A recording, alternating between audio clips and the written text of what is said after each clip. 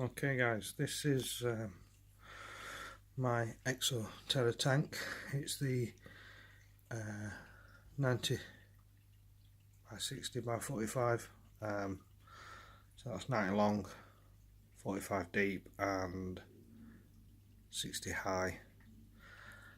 It's been set up probably about 9 months now. I'll just give you a little tour. What I set out to achieve was to have a land area and a water area. So as you can see here, there's a couple or so plastic pipes that hold up the land area. Moving along, as you can see, there's a variety of fish in here, some snails and some shrimps. I don't know if you can see any shrimps. No, plenty of snails, but no visible shrimps. There are quite a few in here. Let's move around the side. So this is a side view.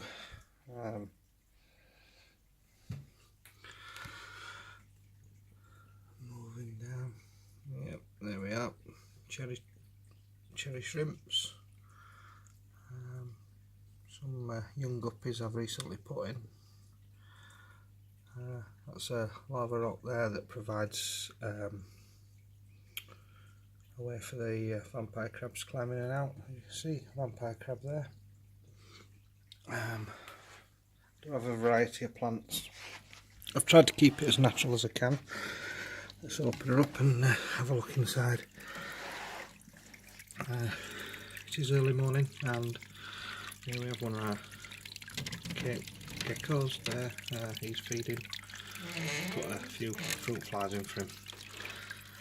Let's have a look what we've got here.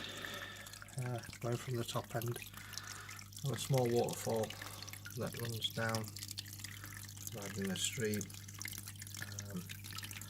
It runs the length of the tank and then drops off down here.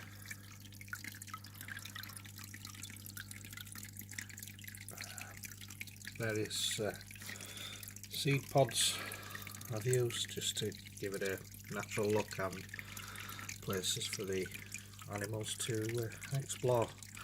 Running across here you can see what I call a jungle vine, something I made myself, and then I've just trained the plant to run along it. The little geckos love it. They climb up and down it, run along it. A bit like Mission Impossible when they get going. There we are, having a little fly. So quite a bit of moss. My vampire crabs breed on a regular basis. Up to now I've never removed the babies, I've just left them to do their own thing.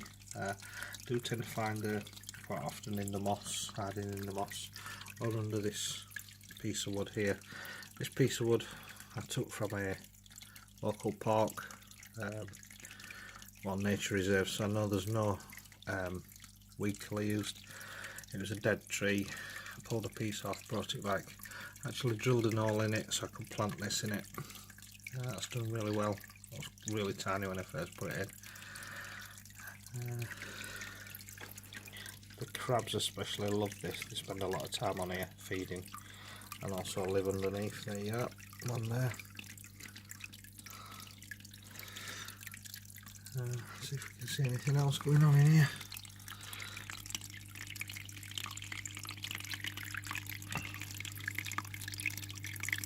That's the header pool. Can't see anything in there. Normally there's a crab wandering about in there. Vampire crabs.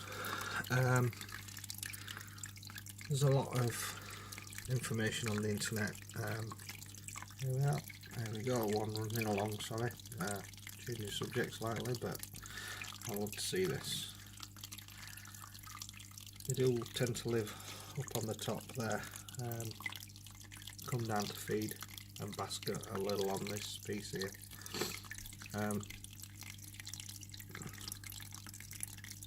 Yeah, so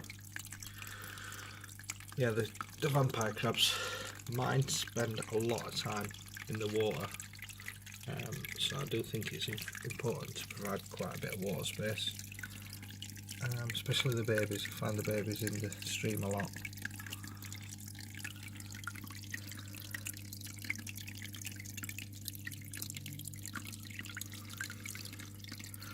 Not picking any up at the moment, but they are very tiny.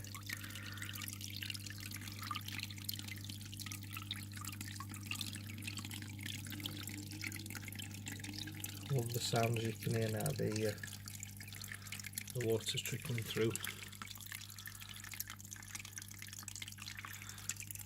Here's one hungry little man. I've got 3 of these, 2 females and a male. I also have 3 morning geckos, and then the vampire crabs. The vampire crabs can be quite elusive. I can go days without really seeing any, and then other days they're everywhere. Let's have a look under here, see if you can see the babies.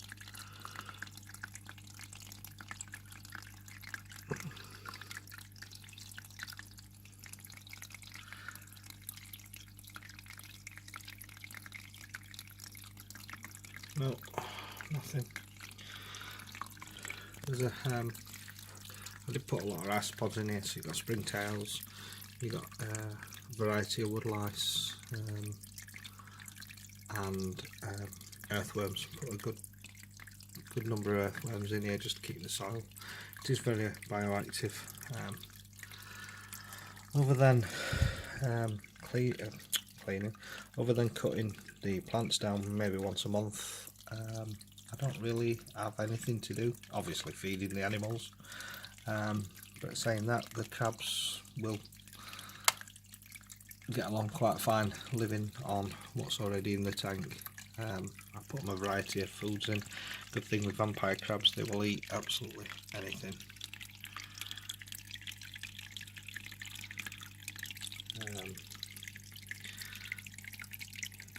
Meat and plant. They love sweet corn, love peas.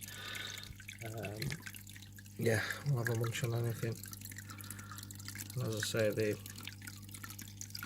have bred on a number of occasions, so must be doing something right with this setup. It is well planted. There's a lot of vegetation. What I found was early on, with my first build, that the first build I didn't put enough plants in, and very rarely saw the crabs. Put a number of low growing leafy plants, and they became a lot more active. I guess it gave them the confidence to be able to move about. I'd like to get in and just give you sort of like a run down the river stream. You can't see it as the plants do grow across it now. There's a little jungle vine there just for crossing the stream. The geckos, I don't think actually like water. They'll drink from the edge, but they won't go in. Quite often you get a number of fruit flies that end up in the water, and the geckos will hang off that vine there and pick them out of the water, but they won't actually go in the water.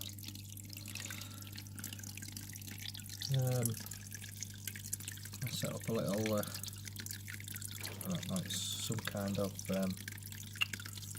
seed pod here, and that's got the raspberry food for the morning geckos. The crabs will eat out of there, the Cape geckos will eat out of there as well.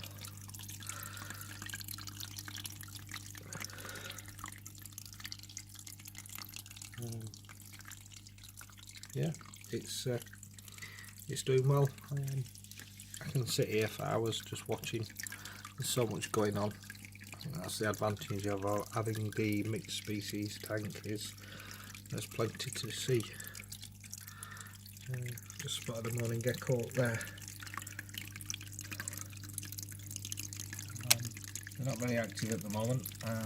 Looking at that one, I think they are carrying eggs, so I think they're getting ready to lay, which will be my first batch from those guys.